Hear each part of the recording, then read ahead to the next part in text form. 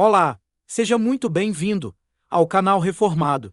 Aqui você aprenderá a teologia de uma maneira simples. Inscreva-se, deixe seu like e o compartilhe. Vamos para o vídeo.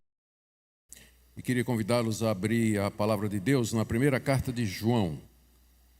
Nós vamos ler no capítulo 2, do verso 1 até o verso 17.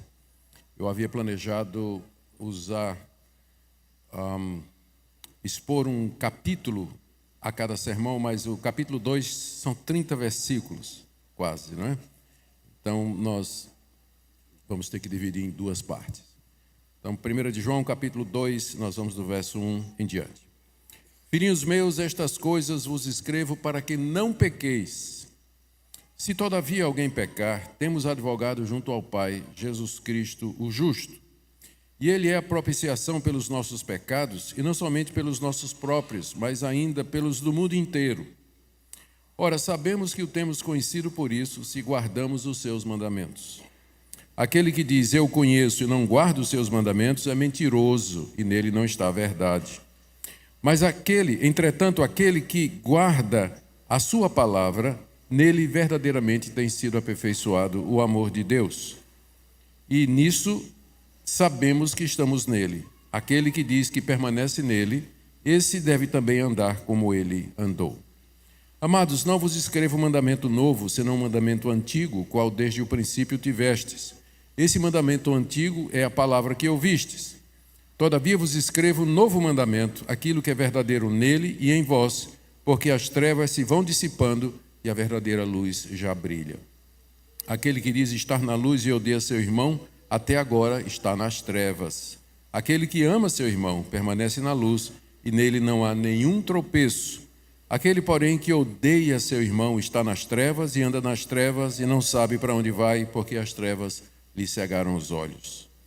Filhinhos, eu vos escrevo porque os vossos pecados são perdoados por causa do seu nome. Pais, eu vos escrevo porque conheceis aqueles que existem desde o princípio. Jovens, eu vos escrevo porque tendes vencido o maligno. Filhinhos, eu vos escrevi porque conheceis o Pai. Pais, eu vos escrevi porque conheceis aquele que existe desde o princípio. Jovens, eu vos escrevi porque sois fortes e a palavra de Deus está em vós, permanece em vós e tendes vencido o maligno. Não ameis o mundo nem as coisas que há no mundo. Se alguém amar o mundo, o amor do Pai não está nele. Porque tudo que há no mundo, a concupiscência da carne, a concupiscência dos olhos e a soberba da vida, não procede do Pai, mas procede do mundo. Ora, o mundo passa bem como a sua concupiscência, aquele, porém, que faz a vontade de Deus permanece para sempre. Amém. Até aqui a leitura da palavra de Deus. Nós iremos chamar as crianças agora a vir à frente, passar a palavra ao pastor, ou mesmo chama, né, pastor?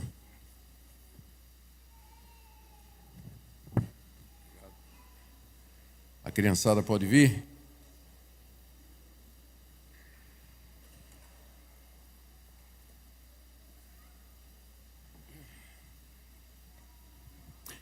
Tem mais criança do que gente, né?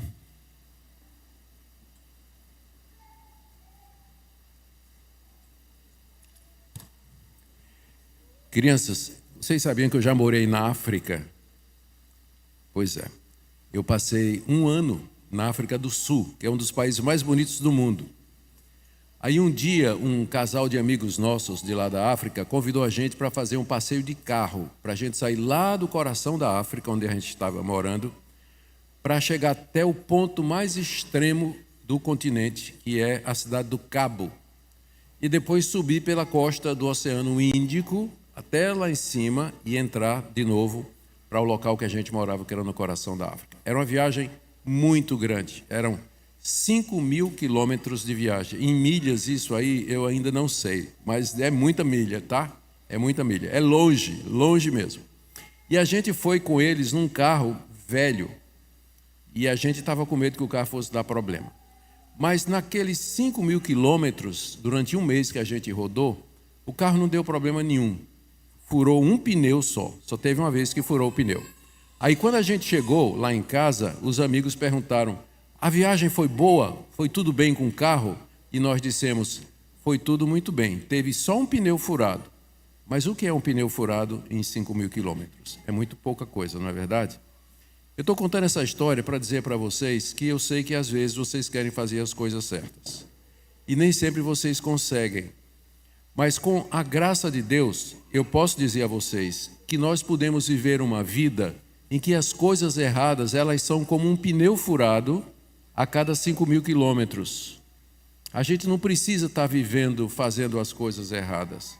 Com a graça de Deus, a gente pode passar o dia inteiro sem furar o pneu. A gente pode passar dias sem furar o pneu. Se seu pneu está furando a cada 50 metros, então alguma coisa está errada com sua vida. Mas se você é de Deus, se Cristo está com você, você vai poder fazer viagens longas onde o pecado é um acidente. A gente não devia deixar que o pecado marcasse a gente. Mas se acontecer pecado em nossa vida, ele deve ser como um pneu furado em 5.000 quilômetros. Porque Cristo nos dá força para a gente viver uma vida santa e uma vida reta. É isso que eu vou falar hoje aqui no púlpito e eu já estou passando isso aqui para vocês. Tá bom? Vamos orar? Senhor Deus, nos ajuda a viver, como a Tua palavra nos ensina, uma vida sem pecado, uma vida onde nós não somos marcados pelo erro e pelo engano. E que se o pecado acontecer na nossa vida, que seja como um pneu furado numa longa viagem, apenas um incidente isolado. Ajuda-nos a confiar no Senhor Jesus e no Espírito enviado por Ele, que nos dá força para fazer isso. Abençoe essas crianças para que desde cedo aprendam o padrão elevado que a Bíblia tem para nós e que confiem no Senhor Jesus para viver uma vida reta. É o que nós pedimos em nome de Jesus. Amém. Vocês podem ir agora. Deus abençoe, saindo devagarzinho, não é? Sem correria. Deus abençoe o estudo de vocês.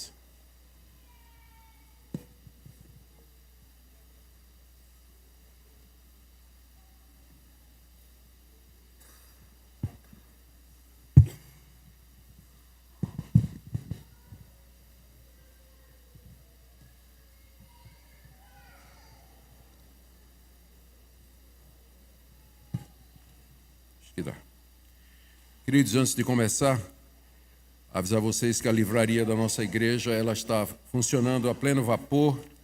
Nós podemos receber vários livros de minha autoria que estão aí. E eu queria recomendar para vocês um livro que tem a ver com o sermão de hoje, Sexo e Santidade. Sexo e Santidade está aí à disposição de vocês na livraria depois do culto, no momento de confraternização, e outros livros também. O autógrafo é completamente grátis, não tem dificuldade nenhuma, tá bom? Muito bem, gente. Segunda carta de João, capítulo 2, nós vamos do verso 1 em diante. Eu preciso só ajeitar esse microfone aqui. Botaram para o tamanho do pastor Samuel, aí não dá em mim. Só precisa, ele tem mais para fora. Assim, aqui. Isso. Tá ótimo. Ok, gente. Muito obrigado. Vamos começar lembrando o que é que nós já vimos da última vez, por amor daqueles que não estiveram aqui e também para a gente manter o contexto. O apóstolo João escreveu essa carta a crentes que estavam sendo assediados por falsos mestres que traziam uma doutrina perigosa e destrutiva para o cristianismo. Esses mestres diziam que Cristo não tinha um corpo humano real, que Cristo era apenas uma aparência, um fantasma como um holograma, uma projeção, e que os pecados que nós cometemos, eles não têm nenhuma influência no que diz respeito à nossa salvação, porque os pecados estão relacionados com o mundo físico e para Deus só interessa o que é espiritual. Consequentemente, também, nós não precisamos nos preocupar com as necessidades materiais dos nossos irmãos, já que o corpo, na perspectiva desses mestres, era visto como uma coisa inferior ao espírito. Essa visão é chamada de dualismo e ela predominava no mundo greco-romano na época em que essa carta foi escrita. O mundo era dividido em 2 compartimentos, o andar de cima, onde era o mundo das ideias, da verdade, do idealismo, da pureza e da perfeição, e o andar de baixo, que era um reflexo pobre daquilo que era o ideal. O corpo, sendo físico, era considerado então inferior à alma, enquanto que na visão bíblica, corpo e alma têm exatamente o mesmo valor. Cristo morreu para salvar não somente nosso espírito, mas para redimir nosso corpo, por isso que nós esperamos a ressurreição. Então, a doutrina desses mestres trazia um perigo muito grande para as principais doutrinas do cristianismo. Eles diziam também que para que nós sejamos salvos, era necessário que nós tivéssemos acesso a um conhecimento secreto que Deus havia revelado não através de Jesus e não através dos apóstolos, mas a esses mestres, que é característico de toda seita. Toda seita se apresenta como tendo a revelação final de Deus para a igreja dos últimos dias. E reivindica então exclusividade, enquanto que o cristianismo diz que a revelação de Deus é aberta, o conhecimento é público, tanto é que nós temos um livro onde isso está registrado, que é a Bíblia, a palavra de Deus. João combate as ideias dos falsos mestres através de 3 testes que ele coloca na carta. Primeiro, o teste doutrinário. Ele diz que quem nega que Jesus veio em carne não é de Deus e não conhece a Deus. Depois, o teste moral. Quem diz que conhece a Deus, mas não guarda os mandamentos de Deus, é mentiroso e nele não está a verdade. E depois, o teste social, o teste do amor. Quem diz que ama a Deus, mas não ama seu irmão, e amar significa cuidar das necessidades físicas, materiais do seu irmão, esse também não é de Deus. Esses 3 testes serviriam para os cristãos identificarem os falsos mestres e também para se examinar, para saber se eles estavam na verdade, se eles estavam naquilo que Deus havia ensinado e revelado. Hoje nós veremos o apóstolo João tratando de, pelo menos mais 2 vezes, de 2 testes, que é o teste doutrinário, ele vai falar sobre isso, o teste moral e o teste social, que em sequência é o teste doutrinário que ele tinha apresentado antes. Nós vamos dividir nosso texto, que nós acabamos de ler, em 4 partes. E a primeira dela nós poderíamos dizer, João começa o teste moral dizendo como é que eu posso saber que Jesus é o meu advogado, capítulo 2, de 1 a 6. Você pergunta qual é a importância dessa questão. Quando a gente lê o capítulo 2, o início do capítulo 2, a gente percebe a importância do que João está dizendo aqui. João começa dizendo: filhinhos, estas coisas vos escrevo para que não pequeis. Todavia, se alguém pecar, temos advogado junto ao Pai, Jesus Cristo justo. E ele é a propiciação pelos nossos pecados, e não somente pelos nossos próprios, mas ainda pelos do mundo inteiro. João tinha dito no verso 10, no verso anterior, que se dissermos que não temos cometido pecado, fazemos de Deus mentiroso e sua palavra não está em nós. Alguém poderia ler o que João está dizendo e tirar a impressão de que João está dizendo que nós podemos viver uma vida em pecado. E que já que Cristo perdoa, já que Deus nos perdoa em Cristo, pecado é uma coisa irrelevante. Então ele começa o capítulo 2 dizendo: não se engane, essas coisas eu escrevi não para que vocês tivessem ou se sentissem à vontade para pecar, mas eu escrevi essas coisas para que vocês não pequem. Em outras palavras, a Bíblia, não só a carta de João, mas toda a Bíblia foi escrita para que nós não pequemos.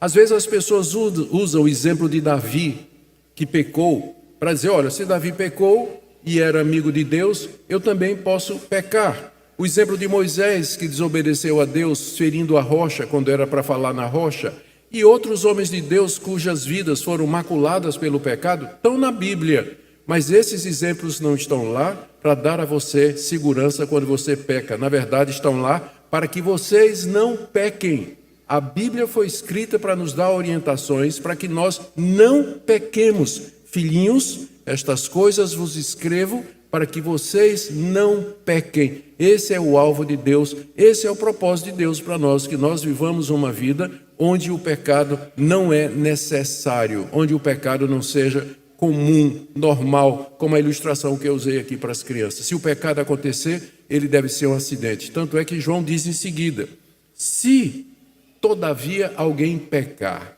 Ele não disse quando alguém pecar, ele está dizendo se.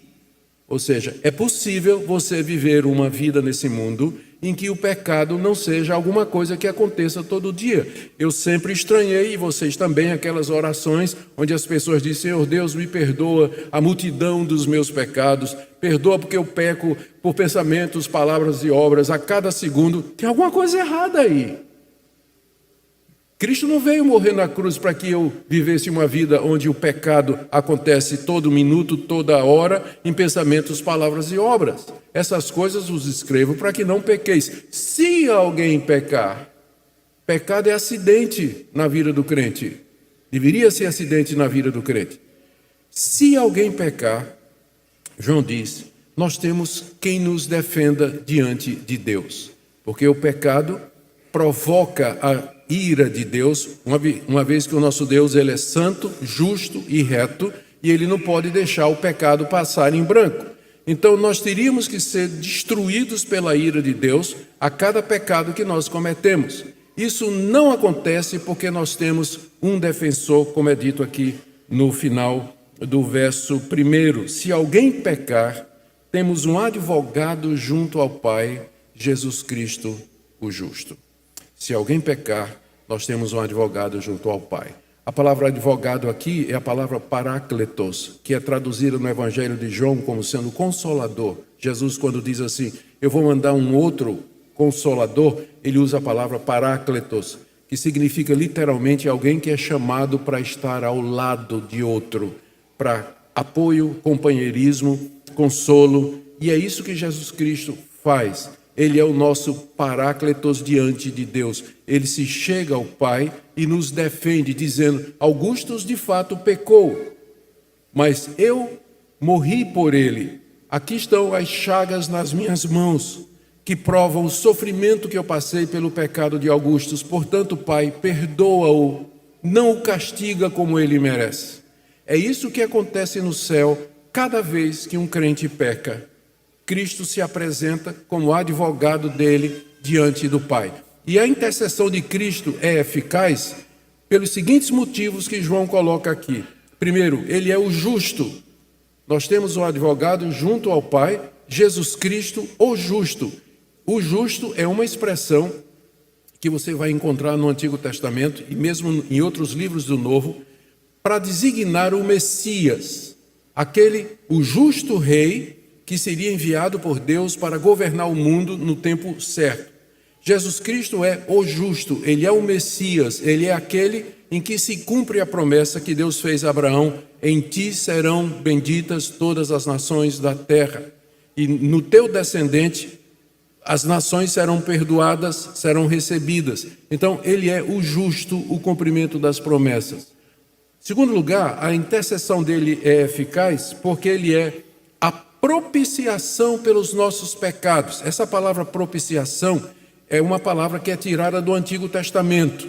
No Antigo Testamento você tinha o tabernáculo, que Deus mandou que Moisés fizesse, e na parte mais interior tinha uma arca, uma caixa coberta de ouro, e tinha uma tampa que era chamada de propiciatório. Nessa tampa havia 2 anjos cujas asas se tocavam no meio. E essa arca, ela guardava as tábuas da lei e era colocada na parte mais interior da tenda, onde ninguém podia entrar, a não ser o sumo sacerdote, uma vez por ano, levando sangue de cordeiro, que ele derramava sobre aquela tampa, no dia da expiação, ou Yom Kippur, que acontecia uma vez por ano. Todo o povo ficava reunido fora do tabernáculo, ao redor do tabernáculo. O sumo sacerdote sacrificava o animal, entrava com sangue nas mãos e derramava aquele sangue em cima do propiciatório, daquela tampa. Essa palavra propiciatório é a mesma palavra que João está usando aqui. Ele é a propiciação pelos nossos pecados. Em vez de nós levarmos sangue de animal e derramar sobre uma arca, nós confiamos no sangue que foi derramado na cruz do Calvário há 2000 anos atrás, quando Deus ofereceu definitivamente a propiciação pelos nossos pecados no sangue do seu Filho. Cristo é aquele que, por assim dizer, tampa o pecado. Porque o que é que tem dentro da lei, dentro da arca? a lei que nos condena, mas agora ela está coberta com o sangue de Cristo. Ele é o pagamento pelos nossos pecados. Aquilo que a lei condena, o sangue de Cristo purifica. Por isso que é importante você saber se Cristo é o seu advogado. Porque se você pecar, a ira de Deus está sobre você, porque Deus é santo, justo e verdadeiro. Você precisa saber se você tem Cristo lhe defendendo, porque isso vai garantir a você a vida eterna. Caso contrário, você vai ter que pagar com a sua vida eternamente no inferno toda a culpa contra Deus.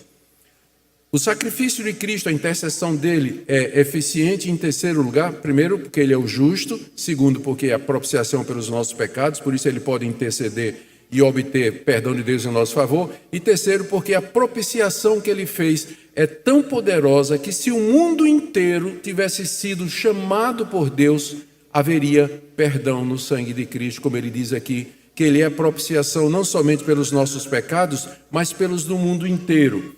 Não significa que o mundo inteiro vai ser salvo, significa que há poder suficiente no sangue de Cristo para que se o mundo inteiro se arrependesse e cresce, seria perdoado. Ou como nós dizemos na teologia reformada, o sangue, a morte de Cristo, ela é suficiente para salvar o mundo, mas eficiente apenas para os que creem, apenas para aqueles que são de Deus, porque nem todos serão alcançados pelos benefícios do que Cristo fez na cruz do Calvário.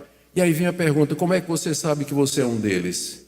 Como é que eu sei que Cristo intercede por mim quando o pecado vem na minha vida e eu me arrependo e peço perdão a Deus? João responde dizendo aqui no verso 3 em diante, como é que nós sabemos que Cristo de fato é aquele que Cristo intercede por mim?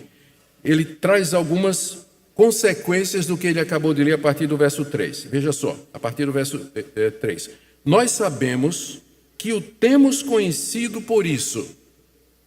Entendeu? Depois dele fazer a exposição de que se pecar, nós temos um advogado dentre nós, a pergunta é, como é que eu sei que ele intercede por mim? Resposta, nós sabemos que o temos conhecido, ou seja, que ele é o meu advogado, e que eu sou defendido por ele, se guardamos os seus mandamentos.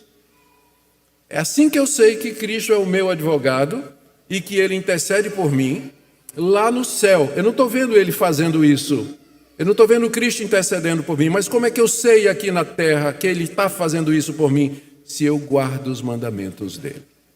Se eu ando nos caminhos de Cristo.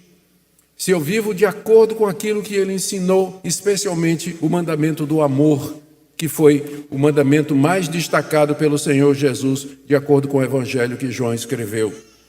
Daí, algumas consequências acontecem que João coloca como um teste, não só para a igreja, mas para conhecer também os falsos mestres. Aquele que diz, estou no verso 4, eu o conheço e não guardo os seus mandamentos, é mentiroso e nele não está a verdade.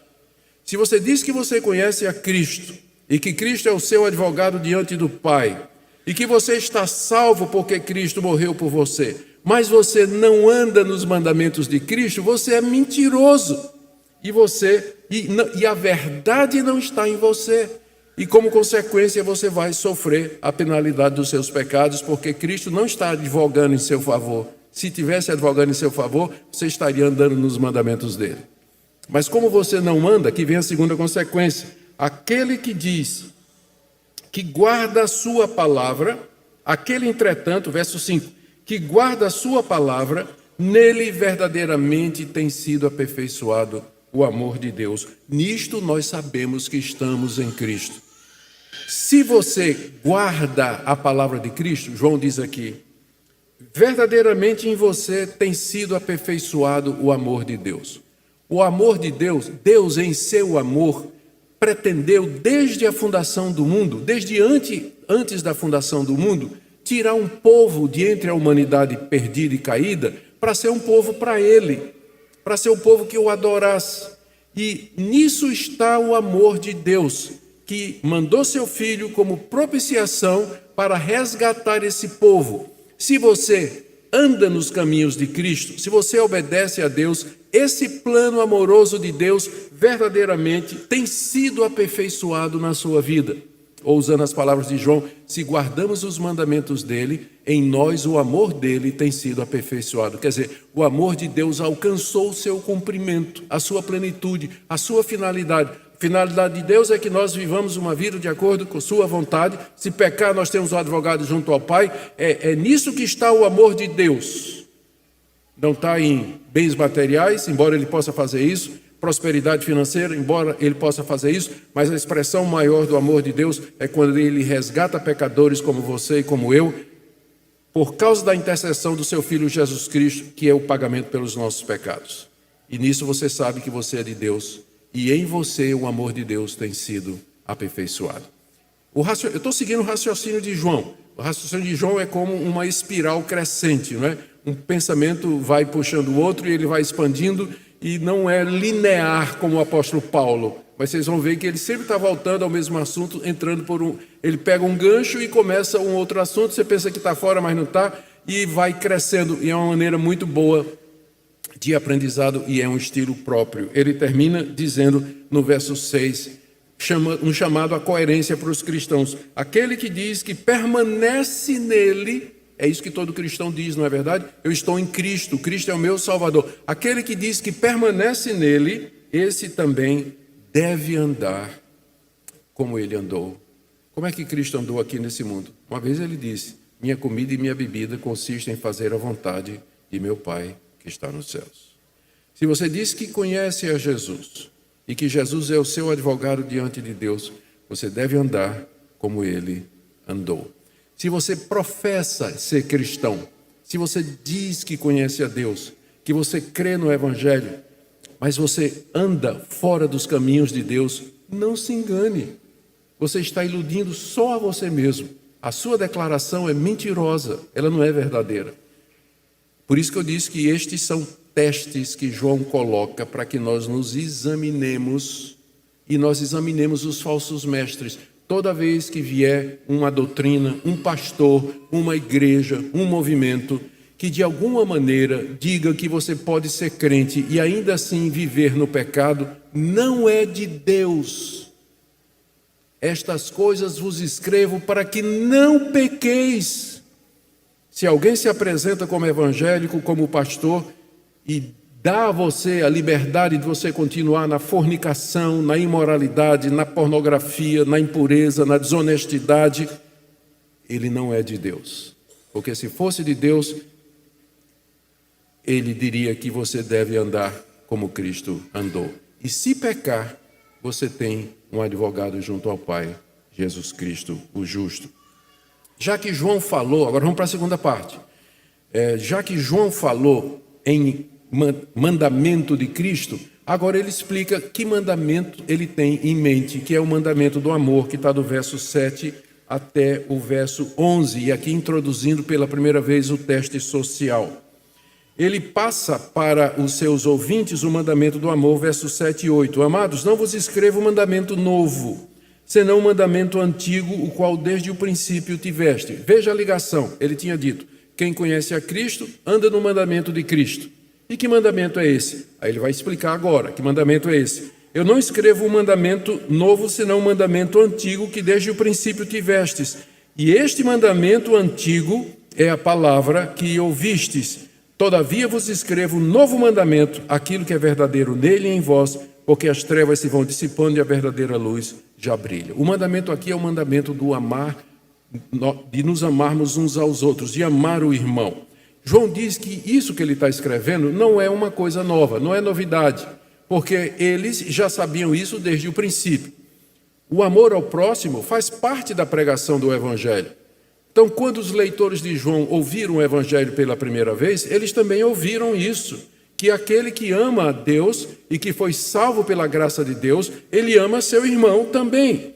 Então, não é nada novo que João está dizendo, é um mandamento antigo que eles ouviram desde o princípio, quer dizer, desde o princípio da evangelização deles, desde o início da pregação do evangelho entre eles. Mas há um sentido em que esse mandamento, ele é novo, João diz no verso 8, todavia vos escrevo um novo mandamento.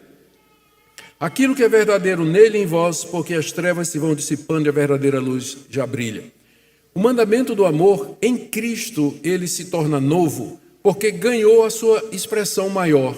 Quando Cristo deu sua vida na cruz por nós, ali ele ilustrou o que é que significa amar ao próximo. Significa você amá-lo a ponto de dar a sua vida por ele. Então, em Cristo, esse mandamento ganhou uma nova dimensão.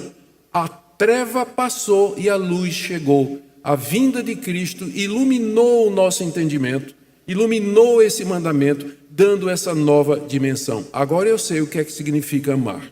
Amar significa não dizer, eu te amo, meu irmão, mas significa você meter a mão no bolso, você passar o zele, você ir na casa do irmão, você visitar o irmão, você cuidar do seu irmão nas suas necessidades. Por que João enfatiza isso? Porque os falsos mestres estavam dizendo que as coisas do corpo, as coisas materiais são irrelevantes diante de Deus, que Deus só se preocupa com o espírito.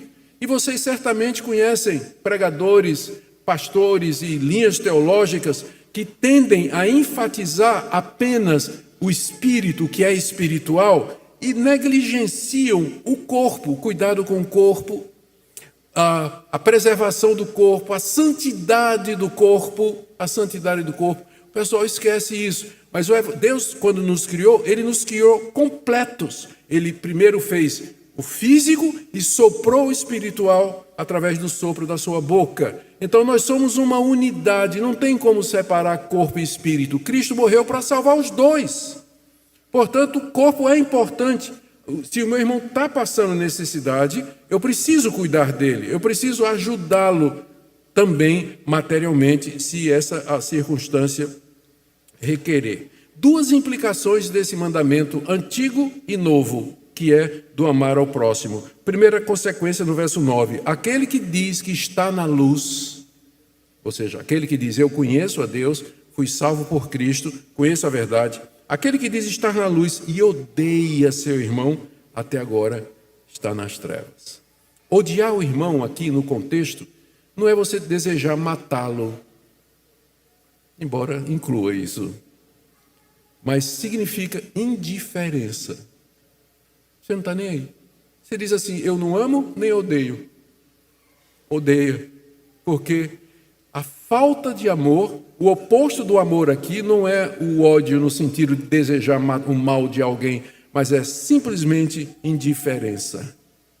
Aquele que diz que está na luz, mas odeia seu irmão, ou seja, não é que eu não tenho raiva dele, ele nunca me fez nada de mal, mas eu simplesmente não me interessa, eu não me comovo, não me preocupo se ele está passando necessidade, está passando fome, está doente, está precisando de ajuda, eu não estou nem aí.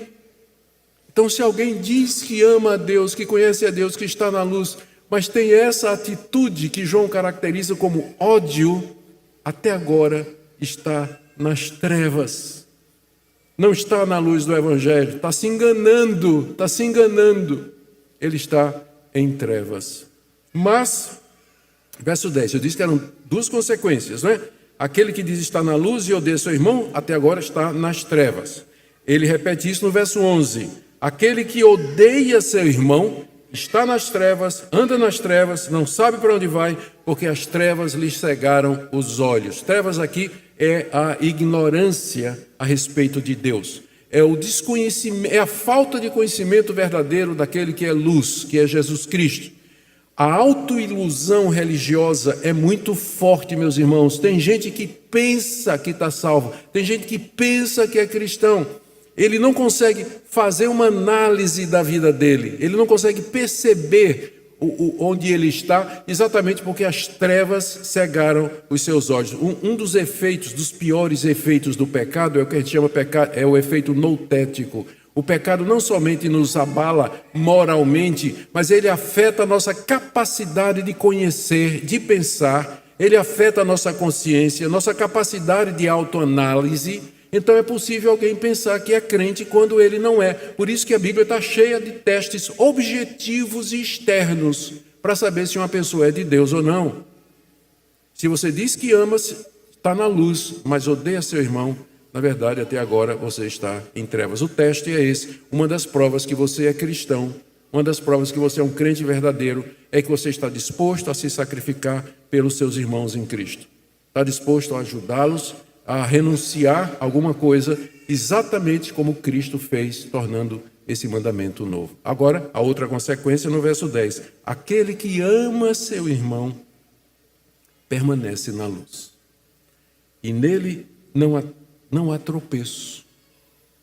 Isso que significa que ele não serve de tropeço para outras pessoas, que é o que acontece quando alguém declaradamente cristão é completamente indiferente às necessidades dos outros, ou detesta os outros. Ele se torna um tropeço. As pessoas dizem: essa pessoa diz que é crente, essa pessoa diz que é evangélico, essa pessoa diz que conhece a Deus, mas eu só vejo ele xingando os outros, criticando, cheio de desconfiança, não ajuda ninguém, é avarento, nunca abriu a bolsa para ajudar alguma pessoa.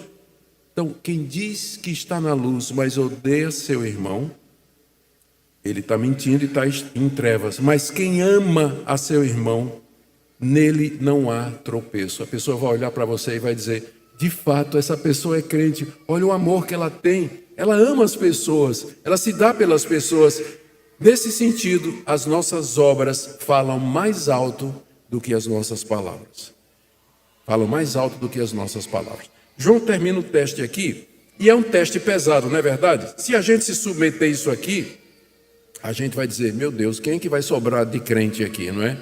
João sabe que ele colocou, não injusto, porque injusto ele não é, mas João sabe que o padrão de Deus é um padrão elevado. Então o que ele faz agora, na terceira parte do que eu li, é encorajar os seus leitores, como se dissessem assim: mas quanto a vocês, eu sei que vocês não estão em trevas. Eu estou escrevendo essas coisas por causa dos falsos mestres, mas eu estou confiante que não é o caso de vocês. Por isso ele diz: filhinhos, eu vos escrevo, porque os vossos pecados são perdoados por causa do seu nome.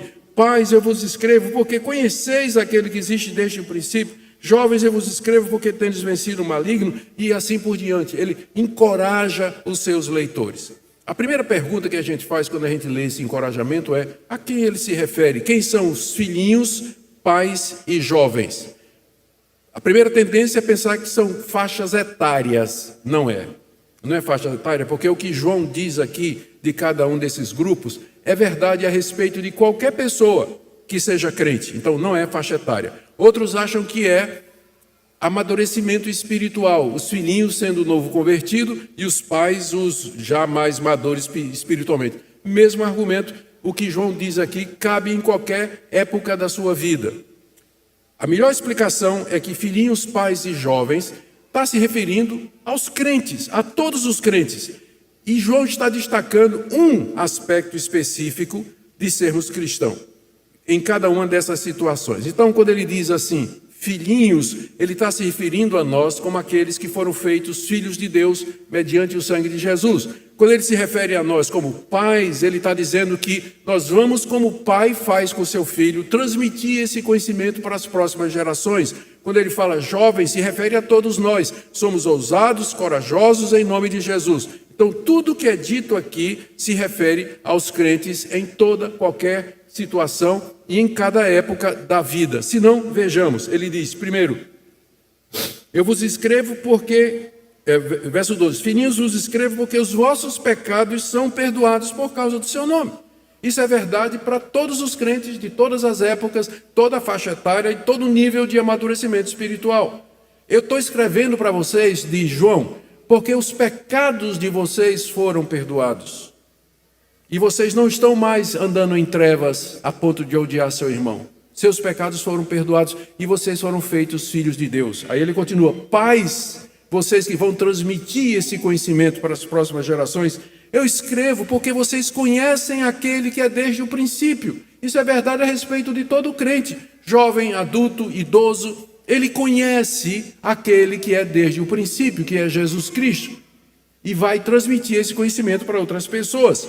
Jovens, estou no verso 13, eu vos escrevo porque tendes vencido o maligno. Vencemos o maligno em Cristo. Fomos libertos da condenação que Satanás procura nos trazer, do domínio de Satanás, da opressão de Satanás, e isso é verdade de todo crente verdadeiro. E nesse sentido, porque vencemos o diabo, nós somos como jovens fortes e prontos para a guerra. Preciso evitar fazer isso porque dá meme, né?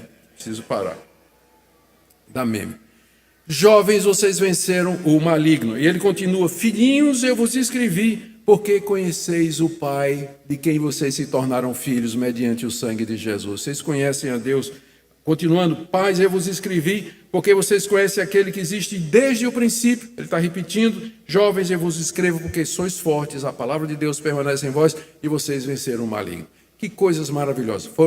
Fomos perdoados, conhecemos a Deus, vencemos o diabo, e a verdade de Deus permanece em nós. Isso é verdade de todo crente verdadeiro. Isso é o que acontece, é o que pode ser dito de todo crente verdadeiro. Com essas palavras, João está dizendo à sua audiência: vocês não são aqueles que eu estou mirando. Eu estou mirando nos falsos mestres e eu estou mirando nos crentes falsos.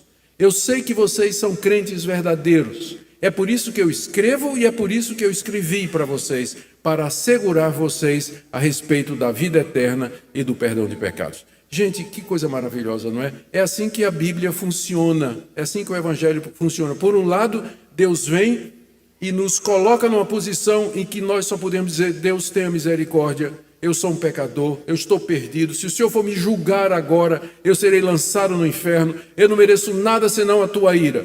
E a lei de Deus serve para isso. Esses testes têm como objetivo mostrar que você é de fato um pecador, para em seguida João chegar com a graça e dizer: o sangue de Jesus nos purifica de todo o pecado. Temos um advogado junto ao Pai, que é Jesus Cristo o justo. Se tão somente você crer nele, que ele veio em carne e que ele é o Filho de Deus e que morreu na cruz por nós. Esse é o Evangelho de Cristo. E João termina aqui retomando o teste moral. Retomando o teste moral, que vai do verso 15 até o verso 17. A relação, o link é fácil de estabelecer. Ele tinha dito que o mandamento de Cristo é o amor e que nós devemos amar o nosso irmão. Mas tem uma coisa que nós não devemos amar: o mundo. Nós amamos os irmãos, mas não amamos o mundo. Então a próxima sessão é ligada pelo conceito de amar, só que dessa vez negativamente. João está dizendo: o verdadeiro crente, ele ama seu irmão, mas ele não ama o mundo. Vamos ler o texto mais uma vez, verso 15: não ameis o mundo, nem as coisas que há no mundo. Se alguém amar o mundo, o amor do Pai não está nele. Tudo que há no mundo, a concupiscência da carne, concupiscência dos olhos, soberba da vida, não procede do Pai, mas procede do mundo. Ora, o mundo passa bem como a sua concupiscência, aquele, porém, que faz a vontade de Deus permanece para sempre. Primeiro mandamento dele, ele diz assim: queridos, não amem o mundo e nem as coisas que há no mundo. Mundo aqui não é a criação. João usa a palavra cosmos, mundo, em vários sentidos na sua literatura, tanto no Evangelho como nas 3 cartas e no livro de Apocalipse, que é a literatura joanina que nós temos no Novo Testamento. Mundo aqui não é o mundo criado. Às vezes a gente diz assim: como o mundo é belo, né? A gente está se referindo às árvores, às montanhas, aos rios, ao Grand Canyon, todas as belezas, né, que Deus fez. Ele não está falando disso aqui. Nós podemos amar a criação de Deus, a curtir a criação de Deus, sair de motocicleta com os amigos para passear e ver as belezas naturais. Isso nós podemos fazer, e é um reconhecimento da variedade, riqueza, poder e graça, sabedoria e criatividade do nosso Deus. Mundo também aqui não é a humanidade, porque às vezes esse termo é usado. Deus amou o mundo de tal maneira. Ali se refere à humanidade, se refere às pessoas. João não está falando aqui: não ameis o mundo, a humanidade, as pessoas. Mundo aqui se refere à maneira de viver das pessoas que andam em trevas e que não conhecem a Deus. Existe uma cultura que é formada a partir da ignorância de Deus. Sociedades inteiras, maneira de ver o mundo, cosmovisões se formam a partir de pessoas que não conhecem a Deus e que têm seus próprios deuses e seus próprios referenciais. Então, essa é a maneira de viver Mundo aqui é essa maneira de viver das pessoas que não conhecem a Deus. Seus costumes, suas práticas, a maneira como eles têm lazer, a maneira como gastam dinheiro, a maneira como eles usam sexo e assim por diante. Existe toda uma cultura feita a partir do desconhecimento de Deus. É isso que é mundo. João diz, não amem o mundo, ou seja, não vivam como os descrentes vivem. Não gostem das coisas que eles gostam. Não apreciem, não aprovem a maneira deles viverem. O mundo e o que nele há. E ele dá várias razões para isso. Primeira razão, se alguém amar o mundo, o amor do Pai não está nele. São duas coisas exclusivas. Ou você ama o mundo, ou você ama ao Pai. Ou você ama o Pai do nosso Senhor Jesus Cristo, que o mandou para nos livrar do pecado. Mas você não pode amar as duas coisas ao mesmo tempo. João aqui está refletindo o que Jesus disse lá no Sermão do Monte. Ninguém pode servir a dois senhores.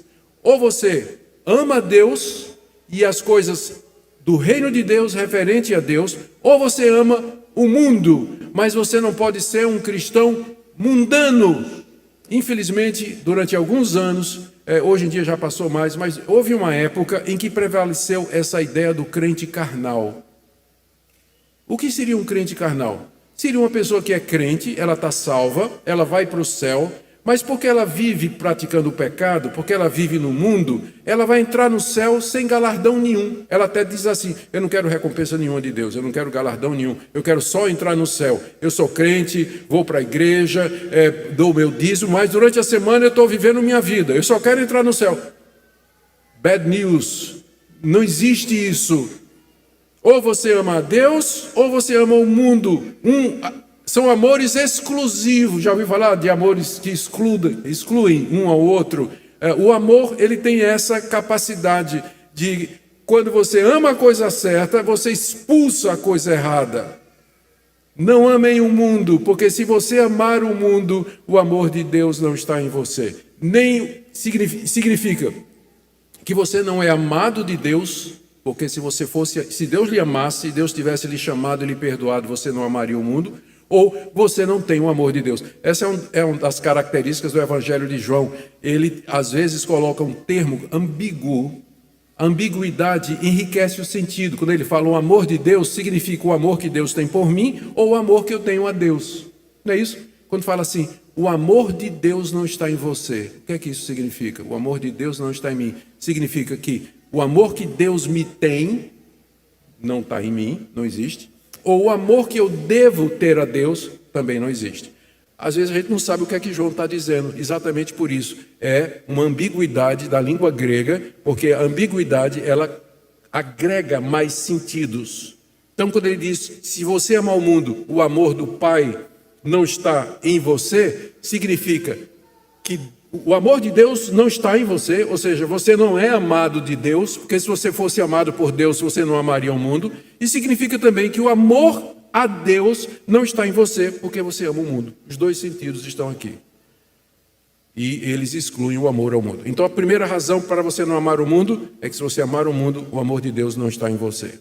Segunda razão, que tudo o que existe no mundo não procede de Deus. Ele enumera 3 coisas. Tudo que há no mundo, verso 16. Aí ele diz, a concupiscência da carne, eu fiz até uma listinha aqui para poder descrever isso aqui melhor. A concupiscência da carne significa... Eita, onde é que está, meu pai? Samuel não roubou meu sermão dessa vez.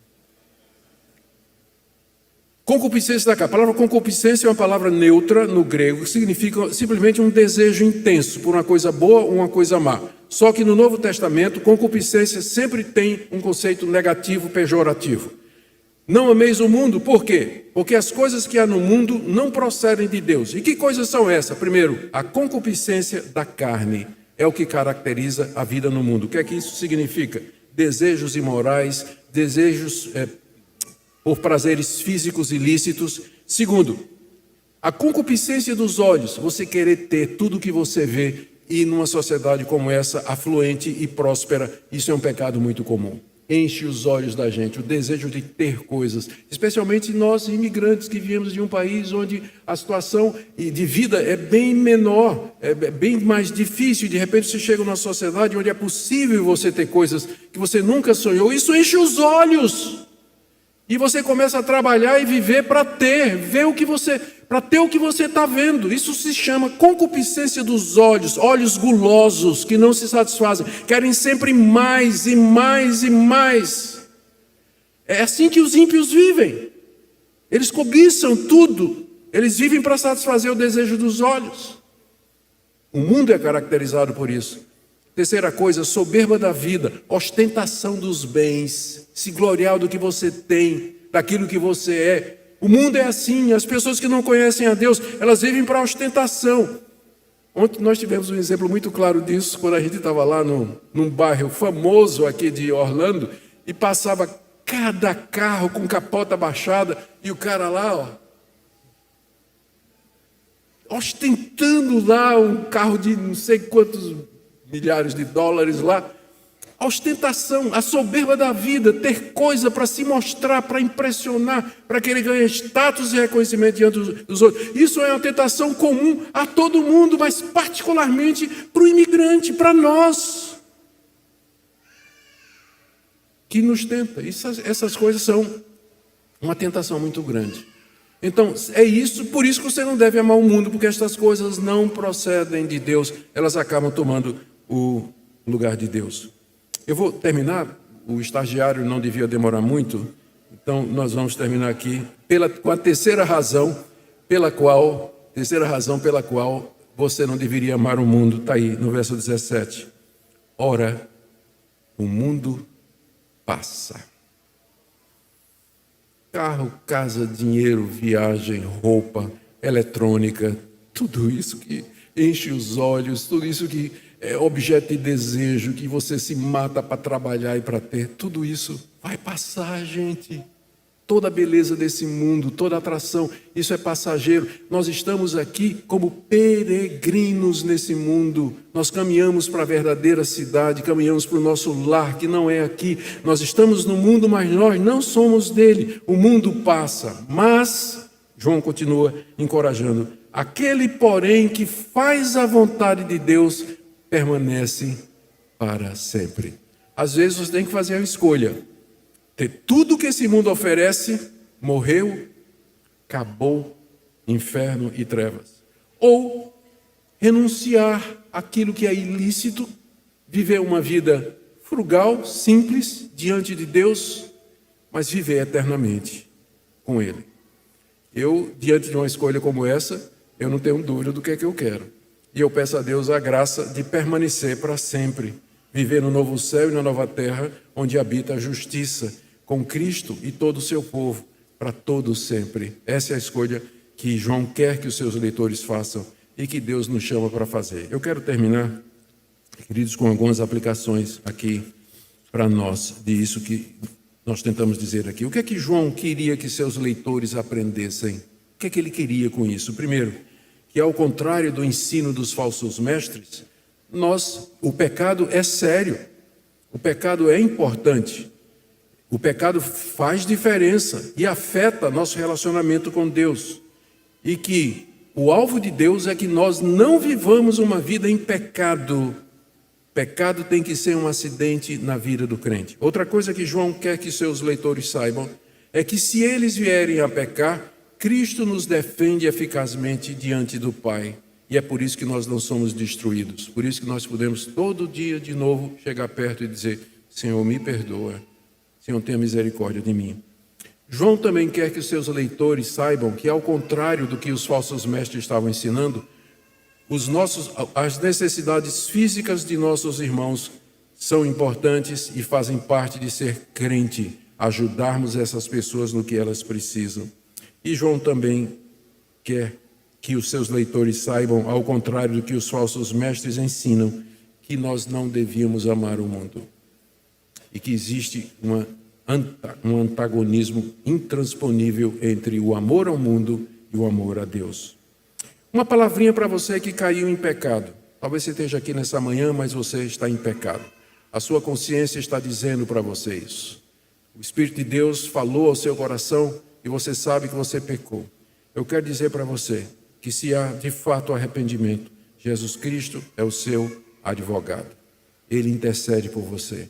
Chegue-se diante de Deus com humildade, confissão e arrependimento, e o sangue de Jesus vai purificar você de toda iniquidade.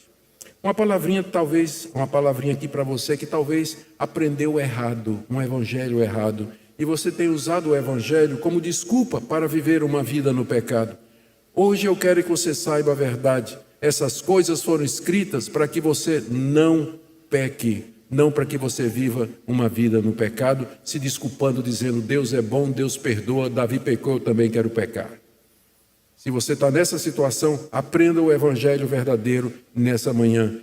O evangelho veio, Cristo veio para que você não peque. Talvez esteja alguém aqui nessa manhã que tem uma mágoa, um rancor, uma indiferença para com algum irmão. Pode ser na sua família, pode ser na igreja, pode ser no relacionamento. Isso pode acontecer e nós podemos pedir perdão a Deus e Deus nos cura. Reconciliação, entretanto, pode ser necessário. E eu queria que você examinasse seu coração. Se você pode dizer que ama de fato a Deus e que em você não há tropeço, que você não odeia ninguém. Se na sua cabeça vier um nome, comece orando por essa pessoa. E na primeira oportunidade, procure reconciliação. Às vezes reconciliação é impossível. A pessoa de lá não quer. Mas a Bíblia diz, o quanto estiver em vós, tende paz com todos os homens. Então você faz sua parte e deixa o restante na mão de Deus. E por último, talvez haja nessa manhã alguém fascinado, encantado com as coisas desse mundo. E isso acaba virando um ídolo e a razão pela qual você faz todas as coisas. Eu queria que você pensasse em deixar que somente Deus fosse a sua razão e o seu motivo. E que aquele que reina supremo na sua vida é o Senhor Jesus, que não suporta idolatria e concorrência. Ele não vai dividir você com a concupiscência desse mundo, com os desejos desse mundo. Pense nisso. E entregue-se completamente de coração, de corpo e de alma ao nosso Salvador. Amém?